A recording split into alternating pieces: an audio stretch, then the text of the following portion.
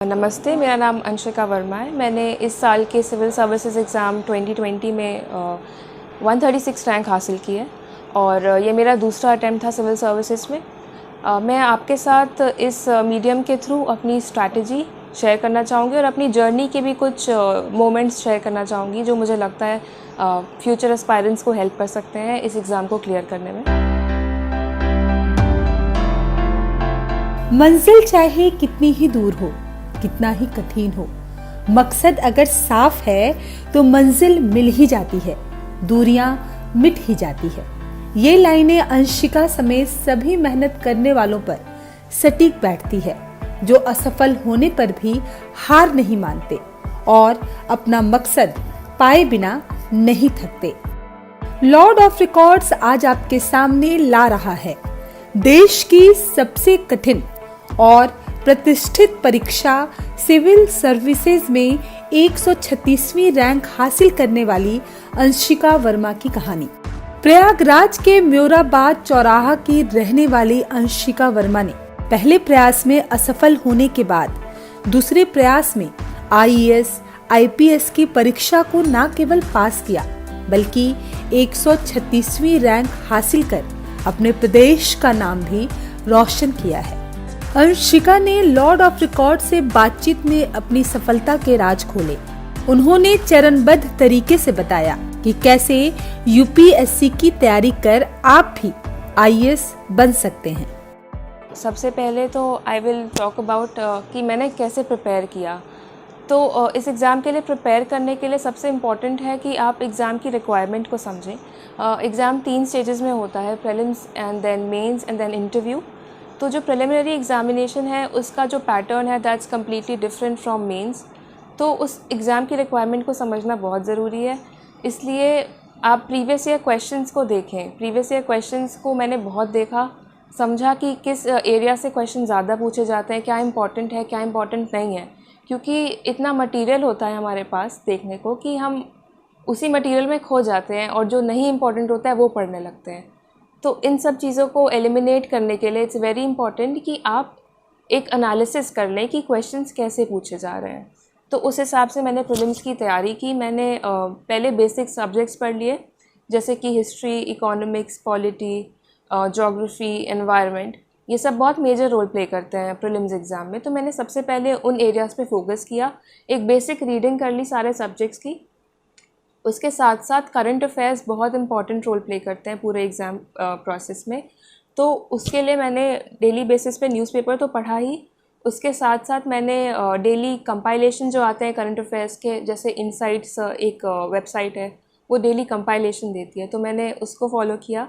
And then monthly compilations भी होते हैं, विजन कोचिंग है एक, तो उसके कंपाइलेशंस आर वेरी एप्ट और बहुत कंसाइज होते हैं। तो आई थिंक वो मुझे बहुत हेल्प किया इस एग्ज़ाम के लिए प्रिपेयर करने के लिए।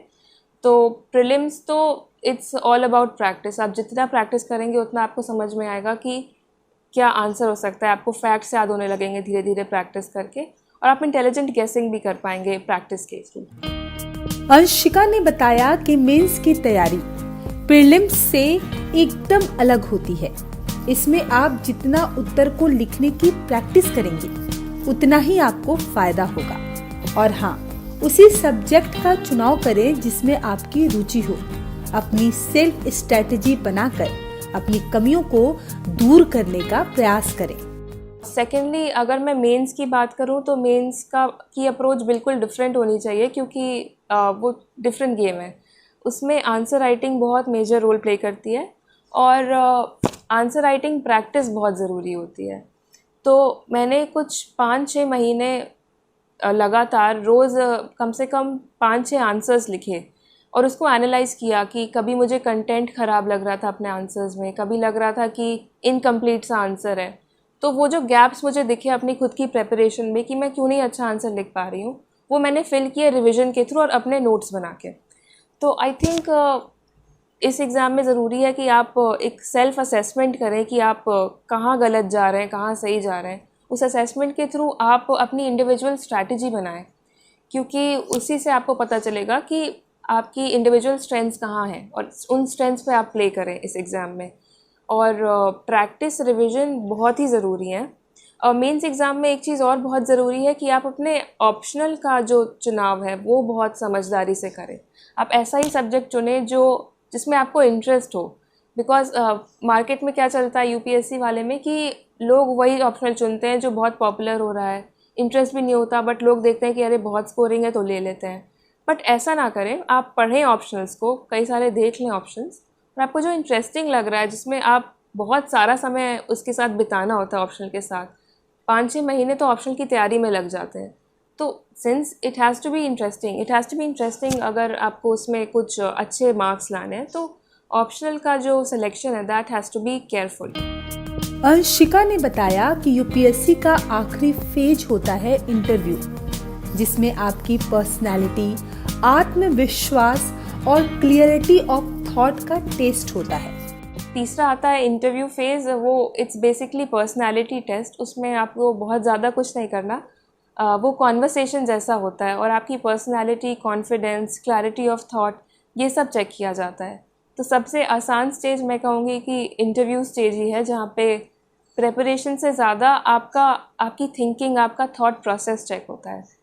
तो ये मेरी स्ट्रैटेजी रही है इस एग्ज़ाम को क्लियर करने के लिए। अंशिका ने यूपीएससी की तैयारी के लिए अपने बुक लिस्ट और रिसोर्सेज का भी खुलासा किया। अंशिका ने बताया कि अपनी स्टडी मटेरियल का चुनाव खुद करें। कई लोग मुझसे पूछते हैं कि आपकी बुक लिस्ट और रिसोर्सेज क्या थे, तो मैं बताना चाहूँगी कि मैं सब्जेक्ट वाइज बताऊँ तो हिस्ट्री के लिए मैंने बेसिक एनसीईआरटीज़ को फॉलो किया क्लास 6 से लेके क्लास 12 तक। उसके साथ साथ मॉडर्न हिस्ट्री के लिए India struggle of independence, Bipin Chandra वाली बुक पढ़ी। और फिर आर्ट एंड कल्चर के लिए मैंने वो पढ़ी फाइन आर्ट्स एनसीईआरटी क्लास 11। उसके साथ साथ गवर्नमेंट का एक पोर्टल है सीसीआरटी, उसको फॉलो किया। और नेशनल NIOS जो है उसके भी कुछ मटेरियल होते हैं आर्ट एंड कल्चर के, उसको फॉलो किया। कुछ लोग कहते हैं कि नितिन सिंघानिया एक बहुत मोटी सी बुक है, उसको फॉलो किए बिना सिलेक्शन नहीं हो सकता, बट मैंने वो बुक कभी ख़रीदी नहीं, कभी देखी भी नहीं। तो अपने रिसोर्सेज खुद चूज़ करें, लेकिन उस रिसोर्स पे स्टिक करें, उसी को रिवाइज़ करें। ये ना भटके कि वो मेरा दोस्त कुछ और पढ़ रहा है, वो तीसरा पर्सन कुछ और पढ़ रहा है। तो अपने रिसोर्सेज पे स्टिक करें, उसको रिवाइज़ करते रहें। पॉलिटी के लिए मैंने लक्ष्मीकांत पढ़ी, वो सबसे पॉपुलर बुक है और सबसे अच्छी बुक है पॉलिटी के लिए, काफ़ी कंसाइजली सब कुछ मेंशन्ड है उसमें। उसी को मैंने कम से कम 5-6 बार रिवाइज़ किया पूरी बुक को। देन ज्योग्राफी के लिए मैंने क्लास 6 to 12 की NCERT की, उसके साथ साथ GC लियोंग की 1-2 रीडिंग लगाई, बट फिर उसका रिविज़न नहीं कर पाई। बट मुझे लगता है कि NCERT सफिशेंट है ज्योग्राफी के लिए, ज्योग्राफी से आजकल क्वेश्चंस भी कम आ रहे हैं। और इन्वायरमेंट के लिए मैंने क्लास 12th की NCERT के लास्ट के 4 चैप्टर्स बायो के वो किए थे एनवायरनमेंट के लिए। और एनवायरनमेंट के लिए करंट अफेयर्स करना बहुत ज़रूरी है, तो करंट अफेयर्स को लिंक करके स्टैटिक पोर्शन को प्रिपेयर करना है एनवायरनमेंट में। सिमिलरली इकोनॉमिक्स के लिए मैंने माइक्रो इकोनॉमिक्स की NCERT पढ़ी और उसके साथ साथ करंट अफेयर्स से लिंक करती गई, और जो भी क्वेश्चन पेपर सॉल्व करती थी उसमें जो फैक्ट्स और फिगर्स मिलते थे मुझे, या जो कॉन्सेप्ट्स नए मिलते थे, उसके मैं नोट्स बनाती थी, उसको रिवाइज़ करती थी। आपके मन में ये सवाल घुमड़ रहा होगा कि अंशिका रोज कितने घंटे पढ़ती होगी और कितने समय में उसने ये एग्जाम निकाल लिया। तो उसका जवाब आप खुद अंशिका से सुन लीजिए। प्रेपरेशन तो मेरी 2-3 साल की रही है। पहले साल में मैंने जनरल स्टडीज़ पे काफ़ी फोकस किया क्योंकि वो नया था मेरे लिए। फिर मैंने 2-3 महीने लिए ऑप्शनल को एक पहली बार रीड करने के लिए। मेरा ऑप्शनल एंथ्रोपोलॉजी है, तो मैंने 3 महीने में पूरा ऑप्शनल एक बार रीड किया। अगली रीडिंग में ऑप्शनल के मैंने उसके नोट्स बनाए, तो मुझे उन नोट्स को बनाने में करीब 500-600 पेज के नोट्स हैं, तो मुझे लग गए 4-5 महीने। फिर मैंने एग्ज़ाम के आसपास उसे 2-3 बार रिवाइज़ किया और वही लिखा एग्ज़ाम में। और मेरा जो शेड्यूल होता था, मैं नाइट पर्सन हूँ, मैं यूजुअली रात को पढ़ती थी, तो कभी कभी सुबह 7 बजे तक भी पढ़ती थी। और वैसे जनरली मैं सुबह 4 बजे तक पढ़ती थी। और मेरा दिन डिवाइडेड होता था यूजुअली कि करंट अफेयर्स इतनी देर करेंगे और उसके बाद करेंगे जनरल स्टडीज़ या फिर ऑप्शनल। तो करंट अफेयर्स को मैं दिन के 3 से 4 घंटे देती थी क्योंकि न्यूज़पेपर रीडिंग भी उसमें इंक्लूडेड होती थी। और ऑप्शनल के लिए मैं वही करीब 3 घंटे देती थी। जनरल स्टडीज़ के लिए भी 2-3 घंटे, तो करीब 10 घंटे 8 से 10 घंटे की मेरी डेली की पढ़ाई होती थी। ये मेरा शेड्यूल था डेली का। इस एग्ज़ाम में माइंडसेट, एक अच्छा माइंडसेट बहुत ज़रूरी है। और जब आप घुस रहे हैं इस एग्ज़ाम में, तभी से आपको ये मानना है कि आप कर सकते हैं। ये एक सेल्फ़ बिलीफ नाम की जो चीज़ है और सेल्फ़ कॉन्फिडेंस, वो बहुत ज़रूरी है इस एग्ज़ाम में। क्योंकि बहुत सारे फेजेस आएंगे जब आपको लगेगा कि नहीं हो रहा है आपसे, तो आप अपनी फैमिली से, अपने फ्रेंड से, सबसे मोटिवेशन लेंगे उस टाइम पे, या टॉपर्स टॉक देखेंगे इंटरनेट पे। वो सब चीज़ें बहुत इंस्पायर करती हैं, बट जो माइंडसेट और अप्रोच है उसको पॉजिटिव रखना है और कॉन्फिडेंट रहना है, वो बहुत ज़रूरी है। अपनी हेल्थ का भी ध्यान रखें। ऐसा नहीं है कि सिर्फ पढ़ाई कर रहे हैं, 8-10 घंटे भी पढ़ रहे हैं तो आधे घंटे का ब्रेक या बीच बीच में ब्रेक ले लेके पढ़ें।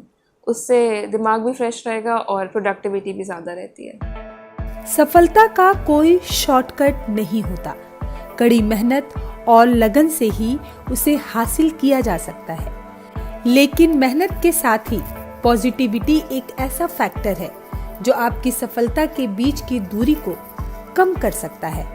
इसीलिए जीवन का लक्ष्य चाहे कोई भी हो, लेकिन सकारात्मकता का साथ कभी नहीं छोड़ना चाहिए।